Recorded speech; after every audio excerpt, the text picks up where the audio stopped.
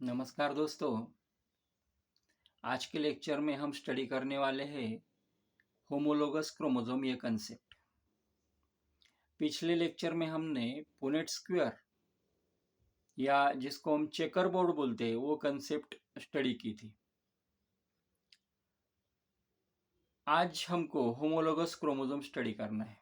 Chromosomes हमने सुना है, हमको मालूम है, लेकिन होमोलोगस क्रोमोसोम उसको हम कैसे डिफाइन करेंगे?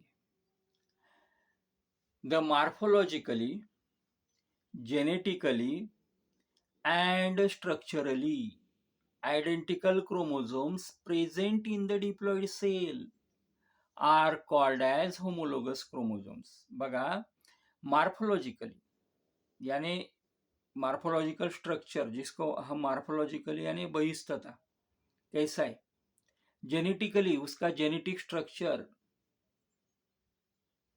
एंड स्ट्रक्चरली उसकी संरचना और genetic structure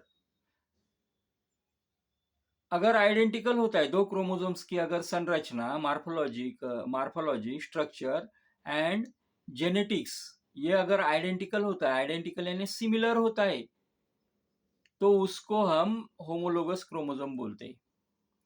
in short, genetically and structurally similar chromosomes present in the diploid cell are called as homologous chromosome. Genetically और स्ट्रक्चरली जो दो क्रोमोसोम सिमिलर होते हैं, उन दो क्रोमोसोम को एक दूसरे का होमोलोगस क्रोमोसोम्स बोला जाता है, जो कि डिप्लॉइड सेल में प्रेजेंट होते हैं। तो आज के लेक्चर में इतना ही। आने वाले लेक्चर में हम स्टडी करेंगे टेस्ट क्रॉस और बैक क्रॉस, ये दो कंसेप्ट स्टडी करेंगे। तो thank you to all of you. Thanks.